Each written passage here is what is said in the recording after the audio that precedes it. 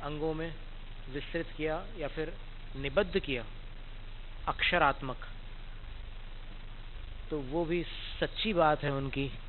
क्यों? क्योंकि तत्प्रामाण्यात वो सच्चे थे।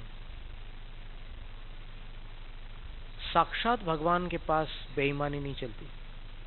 ये तो कलियुग में सब चलता रहता है, लेकिन साक्षात जहां पर भगवान होंगे तो वहां पर कभी भी ऐसी कोई बात नहीं बनेगी। इसलिए उनके जो शिष्यों से श्रुत केवली जो भी हुए हैं उनकी वाणी भी सच्ची है। अब आता है तीसरा क्रमांक, तीसरे वक्ता की बारी। पहले वक्ता केवली भगवान, दूसरे श्रुत केवली, तीसरे कौन है? आराति यही ही पुनराचार्य ही, और जो आचार्य परमेष्ठी थे वे काल दोषात, इस काल में काल के दोष के कारण संक्षिप्तायुर मतिबल शिष्यानुग्रहार्थम दश वैकालिकाद्युपनिबद्धम तत्प्रमाणमर्थतः तदेवेदमिति। तो उन आचार्यों ने क्या किया? भगवान का जो उपदेश चला आ रहा था उनके शिष्य प्रशिष्यों के माध्यम से, ज्ञान तो घटता गया इस काल में, लेकिन फिर भी उन्होंने मूल को सुरक्षित रखा, उसको परिवर्तित नहीं होने दिया। और फिर सरल भाषा में उन्होंने 10 वैकालिक आदि की रचना की, जो 12 अंगों में तो नहीं है, लेकिन अंग से बाहर होकर के भी 4 अनुयोग वगैरह बनाकर उन्होंने सबके कल्याण की बात जो वहां से आई थी आगम से, वो उन्होंने उसमें रख दी।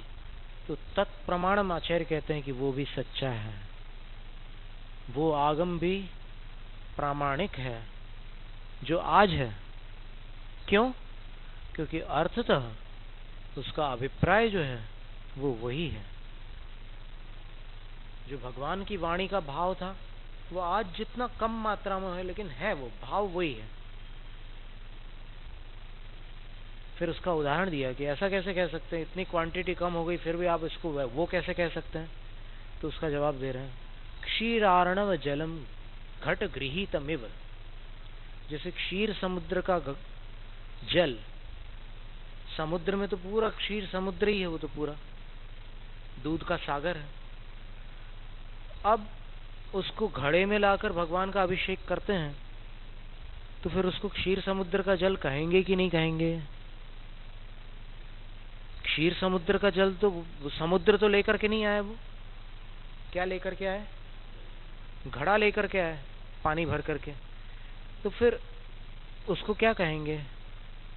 क्षीर समुद्र का जल इसलिए कहेंगे क्योंकि उसमें पानी वानी कोई चीज नहीं मिलाई, जैसे आजकल दूध वाले कुछ मिला देते हैं।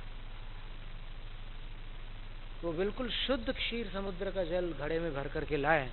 उसी प्रकार आज ठीक है, वो समुद्र था, भगवान का जो उपदेश था वो तो समुद्र था, और 12 अंग भी समुद्र थे, लेकिन आज जो कुछ मिला अपने को घड़े भर, वो भी वहां का शुद्ध दूध ही मिला है। इसलिए जिनवाणी पर अपन श्रद्धा करते हैं, और इसलिए जिनवाणी को भगवान की वाणी मानते हैं, और इसलिए जिनवाणी को अपन उतना ही आदर देते हैं जितना उस काल का जो विस्तार था उसको आदर प्राप्त था। इसलिए ये जिनवाणी माता कहलाती है, ये जिनवाणी सर्व कल्याणी कहलाती है। इसी को सरस्वती कहते हैं, इसी को शारदा कहते हैं, इसी को विदुषाम माता, ज्ञानी जनों की माता भी कहते हैं।